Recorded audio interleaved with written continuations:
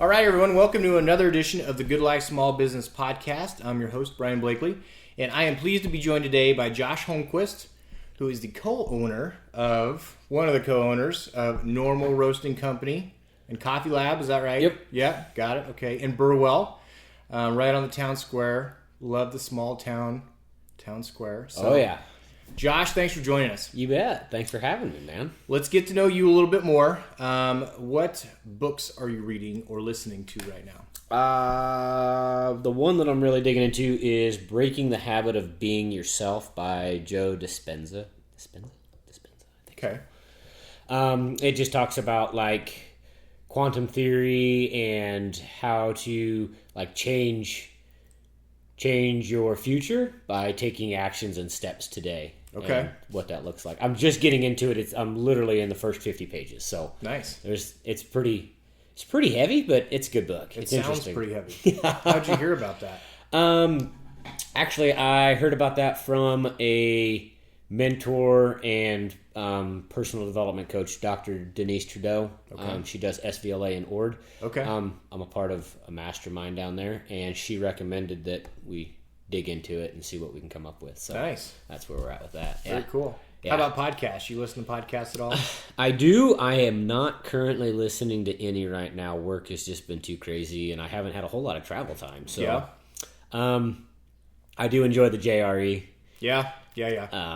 But yeah, no, I haven't really been doing a whole lot with podcasts here lately. Yeah. So yeah, you kind of have to have the time to focus on it. yes, I've got some where I'll listen when I'm just driving around town, where you get 5-10 minutes where you can listen to it, where you don't have to be like super listening in depth. But, yeah. Or Husker podcasts where you can just kind of... Yeah, during the fall I like listening to football games Yeah. and volleyball and stuff. Yep, absolutely. Cool. All right, man. Let's get to know about Normal Roasting Company here in Burwell, Nebraska. How did this thing get started? Just start from as far back as you want to. Give us the history and kind of where you guys are at now. So originally it was started in Normal, Illinois. Okay. The founders of it got into... So they... Let me think about this. Collect thoughts. So their church that they attended was wanting to change their coffee offering. And the owners had a little tiny coffee roaster that they were gifted. Okay. On an offhand deal. It was kind of a funny story. But so they bought some green coffee online and they just roasted it a couple of different ways. And they didn't really think about like what happens tomorrow. And they just entered their coffee. Well, they ended up winning the contest and getting their coffee served at church. And that's where it all started. So they started serving it at church, and then the congregation started digging it, and they started contacting them and being like, hey, can we buy some of this coffee? Mm-hmm. And they were like, sure, I'm sure, yeah, we can figure something out. And so that's how they started selling it to the friends and family of the people that attended church, and then sold it to their friends and family, and that's where it all started in Normal, Illinois. Got it. They finished school in Normal, Illinois, and ended up moving to Arcadia, Nebraska. And that's where it was located when we purchased the business back in 2017. Okay. Yes, 2017. So we operated in Arcadia for 6-ish months. Brick and mortar building? Yep. Okay. Yep. We didn't have a storefront. We just had the roastery at the time. Okay. And so we were just doing production roasting back there.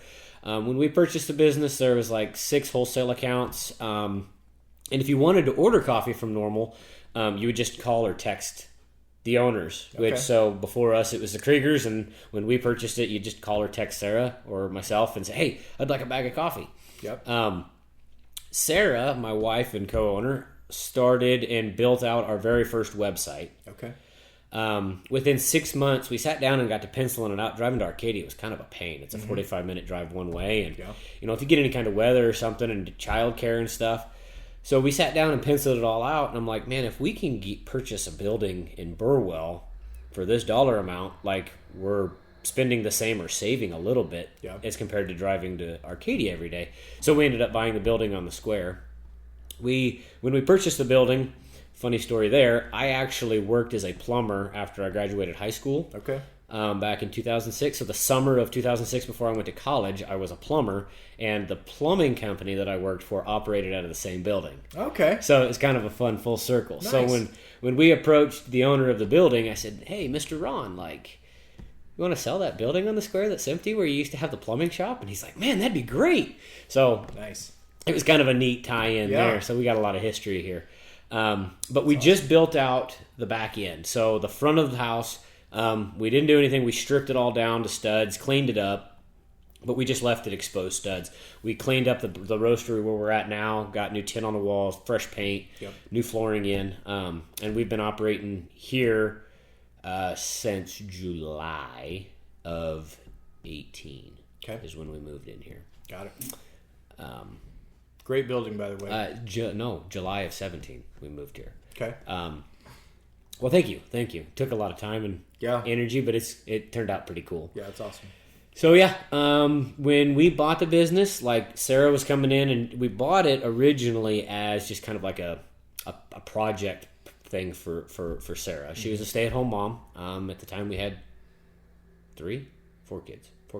Had four kids. Okay. And so it was just something to get her out of the house and allow her to do something different. But it very quickly evolved. Sara and I aren't very good at like moving slow on things or doing them halfway. Yep. And so once we got into it, we developed a website so then you could log on, you could get online and order our coffee offline. Yep. And really very quickly, like, we recognized that was an incredible tool for us because that enabled us to reach people all over the country or the world. And it didn't take that much effort. Like, you just put it out there and people find it, and it's crazy. Yeah. So we very quickly moved from one day of roasting where she would come in, collect all of our orders, create the production run, roast all the coffee, package all the coffee, and deliver all the coffee all in one day. Wow. But we very quickly scaled it to 2 days a week. And then I came on in 2018, I came on and was working part-time. Okay. And then I was working part-time until July of 20 when we opened our coffee lab in the front of the building. Okay. It was really funny because we opened the coffee shop, and people are like, "I've lived in Burwell for 20 years and I didn't know anything like this existed." And I'm like, well, until about 20 minutes ago, it didn't exist. But we were roasting in the back, and they were like, "We didn't even know." And so being in a town of 1,200 people, the coffee lab, we call it a lab. It's an opportunity for us to show the community and the area like what coffee actually can be. It's more than just like grinding some beans and pushing a button and getting hot brown liquid in a cup. Like, there's an art to it, you know? And so the lab has really been an opportunity for us to experiment with our ideas and bring people in and show them what we're doing and what coffee actually is, and people really just love it. So in 2020, we opened the coffee shop, and that has just really been a big advertising space with the lake located 8 miles from town, 10 miles from Burwell. We're a huge tourist community, and so offering an Omaha style, if I can say that, an Omaha style cup of coffee in a town of 1,200 people just blows people away. And so it's been really great to just raise awareness of who we are, where we're at, what we do, and the services we offer, and that's been super awesome for us. So we have people that come out and they've got permanent campers out at the lake or around the lake area. And so they come in Thursday, Friday, and Saturday mornings and get their cup of coffee and have that little piece of Omaha while they're still located in Burwell, away from all the traffic and stuff. And it's kind of a nice little deal. That's awesome. So that's awesome. I want to talk about. I guess I just want to talk about the pandemic and how you guys handled that, because you were operating before. But you opened the lab. In 2020 in July. Right in the middle of all of it. Opened up by then. Your small town Nebraska. Just talked about how that was. That whole experience, I guess. You know, were you planning to open sooner? Was it something that just kind of evolved out of what happened with the pandemic? Kind of talk about how your business evolved with that. That's super interesting. We had been trying to get approved for funding to build out the lab for a while. we were looking into possibly buying another coffee shop in another community, or purchasing a coffee shop locally, or what we were wanting to do to expand and grow our brand. And as we talked about it and prayed about it, like, we really felt that opening a space in our community was going to be the best thing for us to do. Right. And we got approved for, and it was just like we were working on getting approved for funding, building a business plan, creating cash flow and that sort of thing, budgets and all of that. And it just kind of worked out that we got approved early 20 for the space. And that was actually really beneficial in hindsight, because we got an SBA loan. And so through that, they deferred our payments until halfway through 21. Okay. You know, we were granted the money, and then we were allowed to withhold payment, not make any payments until July of 2021. Okay. So it gave us 12 months of operation to create cash flow and get some of that stuff up before we needed to start making some of those payments. And you got the loan in the middle of the pandemic, or right before? We got the loan early 20. Okay. And then because we had so much construction already done with like the demo work and all of that stuff, the construction part of it actually went really quickly because everything was prepped and ready to go. Yeah. So yeah, we were approved early 20, and then we actually opened up in July of 20. Got it. Which also happened to be the 99th anniversary for the Burwell Rodeo. Oh. And so it was the year before the centennial, and so there was a bunch of people in town. And we opened the week of rodeo. Oh, wow. Which was just chaos. Yeah. In a good way. Nobody quit. Yeah. Customers and staff alike were very understanding. That's good. But yeah, no, it was a lot of fun. It was a lot of fun. And we've just slowly been gaining traction and improving on our processes and stuff ever since. So it's been pretty neat to watch it grow. So did you use those months where things were kind of shut down to get everything ready for July? Like, you used those to your advantage, where there wasn't necessarily maybe the pressure of, people coming in or needing to get things done sooner. Mm-hmm. You're dealing with a pandemic, so you maybe weren't as rushed and could kind of... It really worked out in our favor because of the pandemic. A lot of the building contractors were slower. Mm-hmm. They had a little bit more availability. And so when it came to like lining up contractors and subs for all of that stuff, it was actually really pretty simple, because contractors had some customers that like, well, we got the pandemic going on. I really don't want a whole bunch of people in my house. Mm-hmm. And so with it being a commercial space and not needing to go up front, the building crew could come in, the subs could come in and do all of their work when they needed to. And there was no real overlap. And so it worked out really well. It was a pretty safe job site for everybody, and it worked out well. Also, being in a town of 1,200 people, our COVID laws and rules were a little bit more lax than a lot of the other areas across the state. And so, it just kind of worked out and didn't have any major issues. So, did you see your online sales go up during COVID? Oh man, online support was incredible. That's awesome. There was such a huge push for support shop local, support local. And so we did see a lot of online sales. And, when you go online, there's always that message to the roaster or contact the seller. Sure. We got so many lovely letters from so many amazing people. Just like, hey, man, see, you guys are in a town of 1,200 people in central Nebraska. I'm from Texas. Just looking to support in any way that I can. That's awesome. We were contacted by a firefighter in California. And during COVID, his goal was to order 50 bags of coffee from every state. He wanted one bag of coffee from every state from a small roaster. So he didn't want to use any of the mega roasters out there. He wanted to find small roasters. And then he has a Facebook page, and he did reviews and that's awesome. Brewing. Yeah, and so it was super cool to connect with them and just see what they're doing. And he's like, I'm an essential worker. And he's like, the guys at the fire hall all need coffee, so he said I'm their connection, and he said we're awesome. Seeing where the best coffee is. Yeah. So it was really neat to have Very those cool. conversations and see what everybody else is doing out there. But yeah, the support, not just the support locally was really cool to see, but nationwide, the support that people had and the concern that they were showing, and because we're a small business, we are that. So having one or two people in the roastery at a time was not a big deal for us. And so operations and during COVID really didn't affect us. If anything, it bumped our sales. It did affect our wholesale accounts, but because they're small businesses also, like when Starbucks and stuff was shutting down because of COVID, all of our small local coffee shops were still in operation. Like, they still have bills to pay, man. Yep. And so they stayed in operation, and they picked up a lot of clients that normally would go to the Starbucks or the Scooters that closed. Sure. Yeah. Not to cast shade on those organizations. I'm just saying, like, this is what it is. Right.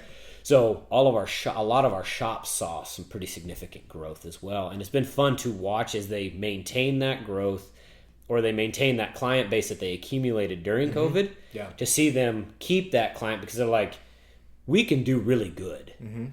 And when people recognize that their small town local businesses can do as good or better than what corporates can, it's been a lot of fun to watch that growth happen and then continue to happen, post-COVID. Yeah. So COVID was frustrating, but we did have to make some pretty significant pivots on what we were doing and how we were doing it, just because we didn't have the access or the ability to travel. You could walk around Burwell and it wasn't a big deal. Like, you didn't really notice a whole lot of things changing. But if you went to Grand Island or Kearney, like, it was like a time warp, man. You were going into a whole nother space.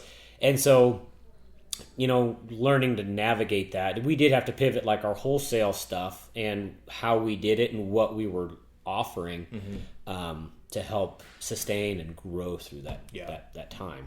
And I've said it a lot on this podcast, but the ability, when you've got a Starbucks that basically just closes everything down, where you're a small business, you may not have the money, you may not have the recognition nationally, but locally, and just within the business, you can pivot and you can make changes. And we saw that businesses throughout that maybe weren't offering a service or whatever it may be, that they can now. Hey, we can pivot, we can get through this. We've got to get aggressive and figure things out. And so stories like that are really cool to hear.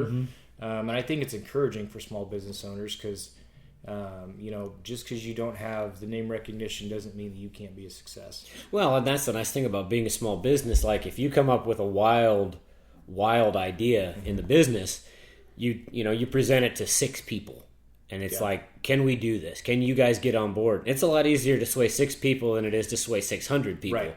So when we started talking about making some pivots and some changes on how we market, who we market to, you give it to the team, present it, and they're like, I think this can work. Like, we can do this. Yeah. It's a lot, but I think we can do it. And it's not like we got anything else going on. I mean, COVID shut down. So it's worth a shot. Yeah. So during COVID, our roasting space pivoted and started focusing a lot more on our wholesale customers, the support that we offer to them, and some of the services. Because, like, as a roastery, it's really hard to sell. Like, so what do you do? Well, I roast coffee. Oh, what makes you different? We roast in a town of 1,200 people, and we roast really good coffee. Awesome. Well, cool. I can talk to 12 other roasters that roast in bigger communities and make really good coffee. What makes you different? And so what we really started to focus on, our thing at Normal is like creating conversation and communication over cups of coffee. Experience. Like, we want to bring people together. Our lab, we don't offer internet to customers. We love our customers, right? Like, we want you to come hang out, but we want you to come in and connect with the people sitting across the table from you. It just blows my mind that you, like, walk into a restaurant or a bar or a coffee shop and they've got 6 people sitting around the table and they're all on their phones, and I'm like, you're sitting across the table from some of the coolest creations ever in the world, and you're blowing them off. Like, what's going on, guys? Right. And so we really do try to cultivate, like, connection at the human level, face to face. Right. And during COVID, that was all stripped from us, right? Everybody had to stay at home, don't go out, don't hang out in big groups. And so what we recognized is our wholesale accounts need support. They want, when you limit the customers to walk in or carry out or curbside or drive through only, those business owners and that staff are still looking for the connection. And we saw a huge opportunity for Normal to come in and fill that void for them. So while, yes, we are a roastery, like, we cultivate and the connection and the conversations with our wholesale accounts. Yeah. We offer an incredible product, right? But the thing that we offer that sets us apart from everybody else is we are really, really hyper-focused on the back-end support for our shops and our business owners and business leaders. So when they come in and they're like, man, I'm thinking about switching coffee, like, why should I use Normal? We don't just roast really cool coffee. Like, we've got back-end support with the wholesale collective and, open lines of communication and chat rooms that we offer to our wholesale accounts that nobody else has access to. And so through all of this, like, we've created a space where owners and managers, business leaders can come in and ask questions without judgment. Like, man, I'm really having problems with, I got a barista and they just can't quite get over the hump of this particular skill set. Like, what can you do to help? Or how can we help them navigate this? If it's a private question, they can take it to a private channel between the coffee shop and Normal. But if it's a little bit broader question, they can take it to what we call the wholesale collective chat, which is all of the wholesale accounts that we serve, and they can ask questions. And it's really fun creating community in the specialty coffee industry in central Nebraska, because you could have a coffee shop in Grand Island ask a question and a coffee shop in McCook or in Sioux Falls, South Dakota answer that question. Oh, hey, we had a similar situation and this is how we handled it. Maybe this would work for you guys. When we onboard a new account and they're doing like a build out, we had a coffee shop that was doing a drive-through, but they didn't want to invest the money for like a magnetic system for identification of a car in the drive-through. Okay. So they were asking questions in the wholesale account chat, like, hey, anybody that has a drive-through, what do you guys use for notifications? And they got a whole bunch of ideas ranging anywhere from $50 to $1,000 on ways to get notified. Sure. And so it was just really fun to watch and involve everybody in the community. When a wholesale account is doing really, really well, they can come and we can celebrate together. And if a wholesale account's having a trouble and struggling, like, we can come together and support them, help them, let them grieve in that space, but then help cultivate and create ideas to get through that difficult space. So it's been a lot of fun, but that's what we offer that's different than a lot of other accounts. Like, you're more than just a number on the roast ticket. And that was one heck of a tangent, but man, that's my soapbox. Like, no, that's good. Everybody just gets so isolated and everybody's looking at making that next dollar. And for us, it's a lot more than like, because ultimately the more success that our shops have, the more success that the Normal has. And so the things that we can do to help streamline that success it's fun for us and it's better for everybody at the end of the day. Absolutely. So, did you guys have any apprehension as far as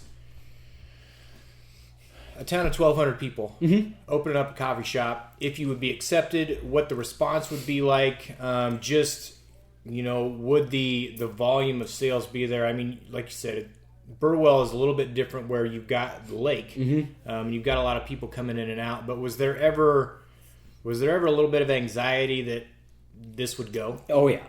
We actually got pushback from every one of our people in the tribe. Really? I was telling you about before we started, right? Like, the tribe, we believe, needs to be a competent bookkeeper, an accountant, a banker, and a lawyer.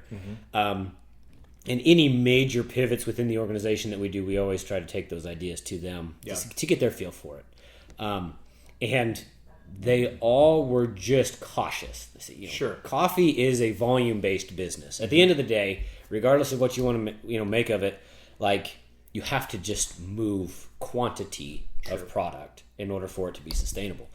And they said, man, like, Burwell already has a single coffee shop in the community already. Your community is only 1,200 people. Like, what is the reasoning behind it? And we recognized before we ever opened our doors that the lab was not going to be the thing that helped us retire. We opened the lab more for like advertisement and brand awareness than anything else. Because like I said, we've been roasting here, since 2017. We opened the lab in 20, and we had people come into the lake for 15 years, and they never knew Normal was on the square. Just because we did everything. We called it a backdoor business. Roasted all of our coffee in the back, shipped all of our coffee out of the back. Deliveries and pickups were all done in the alley. Yeah. So, like, it was kind of a shady deal, you know what I mean? If you, and so when we opened the front and we welcomed people into our space, it really enlightened, was an opportunity for conversation and just awareness of what we were doing and that we were even here. Yeah. And so, yes, there was, and there still is, like every year we look at it and it's like, man, is the lab a viable thing? Like, is it worth investing that money and energy into the lab? And to this point, it always has been. Yeah. The connections and the conversations that we're able to have has just been, like, monetarily, like, you can't monetize that. Like, you can't put a dollar value on that, because somebody might come in and buy, they might have a total ticket of $20 and they might spend 2.5 hours in your shop.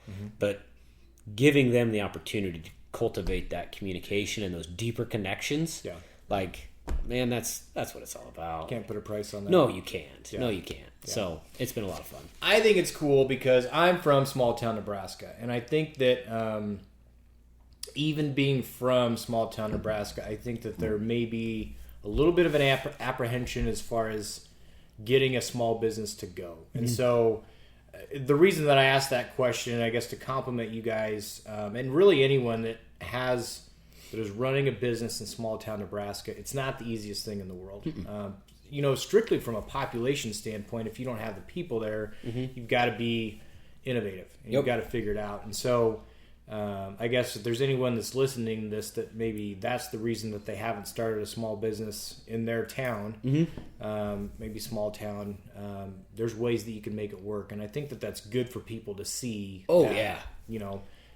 You can make a go of it. You just maybe have to be a little bit more creative. Oh, sure. And as I stand on my soapbox and say we want human connections between everybody, like the internet, man, if you can figure out how to package and ship your products, the internet we've put coffee in 48 different states. We're missing 2 states. Hawaii and one other one. Don't ask me. I can't remember the other one. But there's only 2 states that we haven't shipped to. Yeah. So if you have any friends, anybody in Hawaii who's listening, hook us up, and I will. If you pay for shipping, I will give you the coffee free. There you go. There you go. But the internet, man, it's an incredible tool when leveraged for the betterment of humanity, and that's what's enabled us to do what we do. Yeah.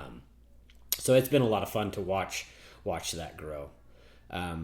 But yeah, people just randomly find you on Google searches and everything else. I don't know how half of them come across, but like a friend of a cousin's great uncle, like he told me about you guys, and I decided to check it out. Yeah. So it's been pretty neat. That's awesome. It's been fun. That's awesome. So, what's your favorite part of being a small business owner?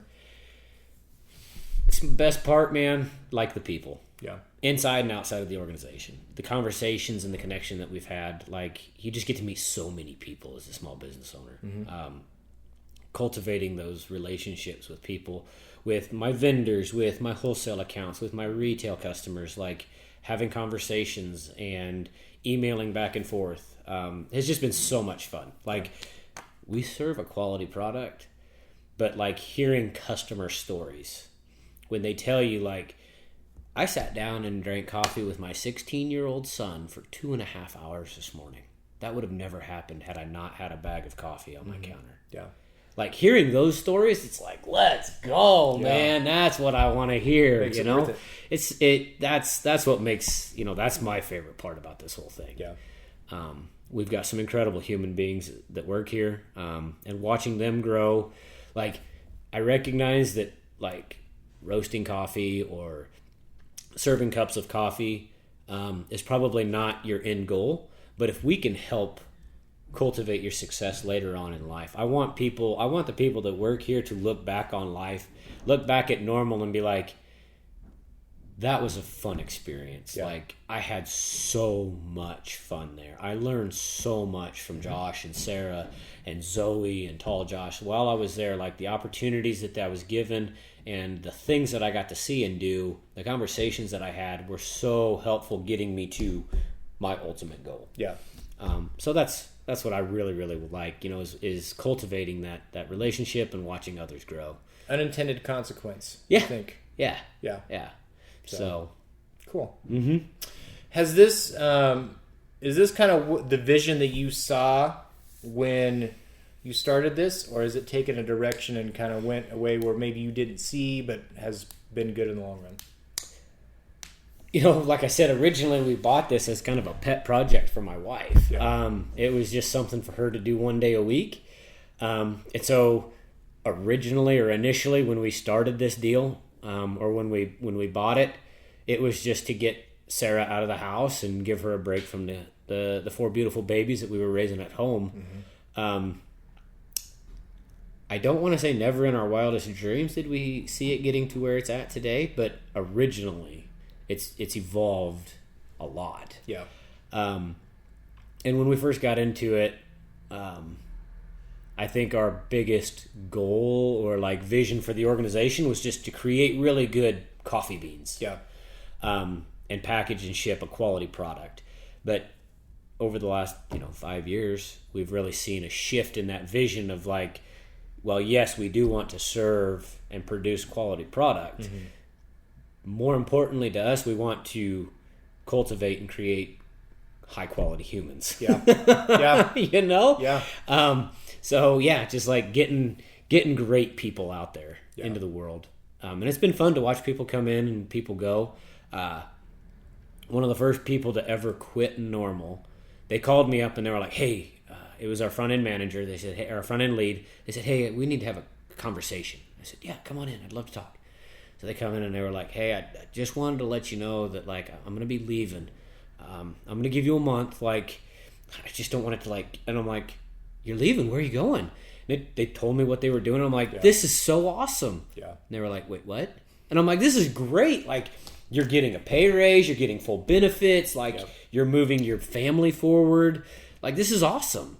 And they were like, well, this is awkward. I don't know what I was really expecting you to be upset. And I'm like, no, this is so awesome. Like, I'm so excited that you can improve and move forward.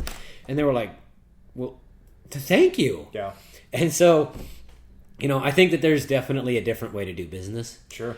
And we're definitely seeing a shift, on how business used to be to how businesses are today. Mm-hmm. And I think that Normal, I could be slightly biased, but I do think that we're, leading that. Like, businesses, small business, like employing people, running a business can be done differently than it used to be. Yeah. You don't have to wake up every day and hate your life. Right. Like, that is unnecessary. Mm-hmm. And we're just trying to create a space where people love coming to work, and they love coming to work, but they also are excited about leaving and moving on to that next step. Right. I don't want to be a stepping stone for somebody's career. I want to be a launch pad. Like, I want them to look back and be like, I'm where I'm at today because of the things that I learned and the experiences I had while I was at Normal. Yeah. And so, like, we're super excited about when people have the opportunity to leave and improve. I'm not saying we're perfect, but it's been a lot of fun to watch the success of others. So, and, you give people the opportunity to be heard. Mm-hmm. If they've got ideas. Oh yeah. To where you actually put those into action. Giving people an opportunity to make something better, not just themselves, but if they can make your business better, just by you listening and not thinking that you know everything and they don't know anything. Mm-hmm. Again, that's not something I got into business for, but it's really cool to see people grow and evolve and develop and become better versions of themselves. Yeah. And you get to watch that and help them grow and maybe guide them along the way. That's something that's super cool. And I don't think anybody really gets into starting a business with that in mind. No. But you kind of you see it happen. Mm-hmm. You're like, this is pretty cool too. Yeah. It's been really fun to watch, as staff comes and goes and watch them evolve and grow. 'Cause we've had staff that, like, they come in very hesitant to express ideas or things that could change for the better. Yeah. And, like, demonstrating that we live what we talk about. Because there's a lot of people that, we have an open door policy. If you have a problem, come talk to us. And, in the past, they've heard these same sayings, those buzzwords and those buzz phrases. And when they are a little bit hesitant and you ask them the questions regularly, like, hey, what needs to change? What can we do to improve? Mm-hmm. they're a little bit hesitant, when they first come in. But you give them enough time and you demonstrate. You don't just talk about it, but when they present a problem to you, like, man, this could be better. Like, this would really help with efficiencies back here. And then you sit down and say, give me a couple of days and I'll get back to you on it. Yeah. Oh, okay. And you come back with an actionable plan. So this is the concern that you brought up. Like, these are a couple of things that I think could change to improve this. Do you agree or disagree? Right. You're actually going to take action on this. Well, yeah. And like, this is the time frame. This is the schedule that we want to make this thing happen. You start getting buy-in, and then they become less and less and less hesitant to talk about some of the problems and the concerns, because we very early on realized that, like, there's a lot that we suck at, man. We are not good at a lot of things as business owners. And so bringing other people into the fold and encouraging them to express their ideas, like, has been super fun. And ultimately, at the end of the day, it's made us a better organization, and it's made me a better human. Yeah. To see these other perspectives and ideas. Absolutely. So, yeah, it's been fun. Yeah. So, if you had to go back, or let's say you could go back to day one, and you can kind of choose whether that's when the lab opened or when you guys really got going as far as the roasting, but if there's one piece of advice you could give yourself going back, what would that be? Plan for the messy middle. And it's where we currently find ourselves. The messy middle, I mean, like years 3 to 7, 3 to 10. Yeah. There's tons and tons and tons of resources and support for startup. And everybody gets super jacked up and excited for small businesses. Oh, my brother's doing a thing, or my best friend's starting this thing, and let's talk about it and buy all of his product and share it with all of our friends. Yeah.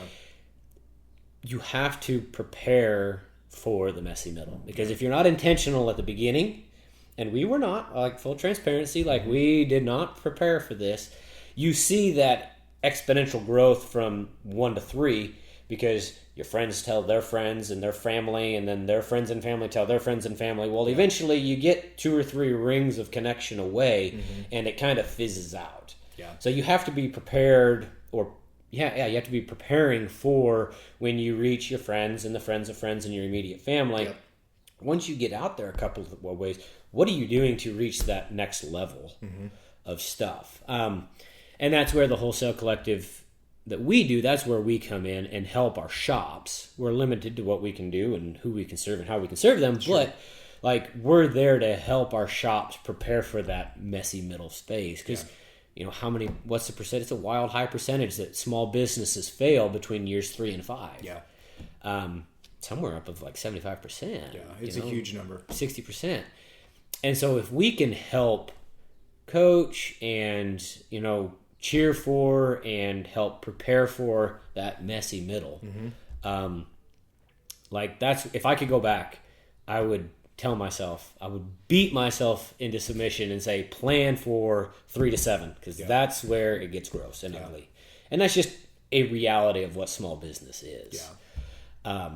Because like I said, it gets super fun, but man, when you hit year 3 and you're roasting the same coffee and you're putting it into the same bags and you're shipping it to the same people, like, it kind of loses its luster, you know what I mean? And so making sure that you're prepared for that and you have plans to scale through that. That's get ready for that messy middle. That's where it's at. It's just a fact of life. I'm kind of there too, where in the beginning you think, well, this is the worst part of it. I've got to figure out how to grow my business and keep the lights on and all that stuff. Financially, I've got to figure out how to make this work. Yeah. And so you think, once I can get to a place where the money's just coming in and I'm established, that's when it's going to be good. And what you don't realize is that when you get to the middle, there's a new set of challenges and problems that arise. Yeah. And the money may be coming in, but you've got to figure out other stuff. You've got to figure out people. You've got to figure out, shipping or whatever it is within your business. Yep. And once you get past that phase to the next level, there's going to be a new set of challenges that you don't even have to worry about now. And so as a small business owner, I don't think it ever ends where you're trying to grow and you're trying to figure out how to get better and face those challenges. No matter what phase you're in, you think, oh, if I can just get to this place, it'll be better. that's not necessarily the case. Right. Yeah. And that's, like I said, there's all kinds of support for the startup, and startup is wild and crazy. You're trying to figure out how to do bookkeeping and how to set up legal structures and how to set up processes and how to set up your shipping and handling and communication between customers and you and staff, and how to just flat out pay your bills. Yeah. But then you get into that grind of every day. You kind of get your people on board, but then you have to worry about scalability. Like, how do I bring in new customers? Or if you're really good at bringing in new customers, how do I then serve them once I have them on board? How do I create more money to scale and purchase bigger and better equipment to keep up with the growth that we now have? And what does that look like moving forward? And growing with intention. And so, like, it's recognizing that it's not like the finish line that you're shooting for. We are really focused on the journey itself and navigating those changes as we're in the middle of it. Yeah. And everybody's journey is different. Oh, sure. Some people don't think that they will get as popular as they do, and it just shoots off like a rocket, but you can't keep up. Right. And other people grow steadily and gradually, and I don't know. It's kind of the fun part, but the challenges never end. Yeah. Like I said, if somebody could figure out how to create a consulting business or like a space to help small businesses through that messy middle, I think there's something there, and we're trying to figure it out. I'm actively working on creating something. I just don't know what it looks like yet. Yeah, it's tough. It's tough because it's so is different for everyone. Oh yeah, it is. Yeah. There's no one size fits all in small business. Yeah. So if you get someone who's in the startup phase, they come to you. Yep. And they say, "All right, Josh, I'm going to start a business. What's one piece of advice you would give me that I can take on?"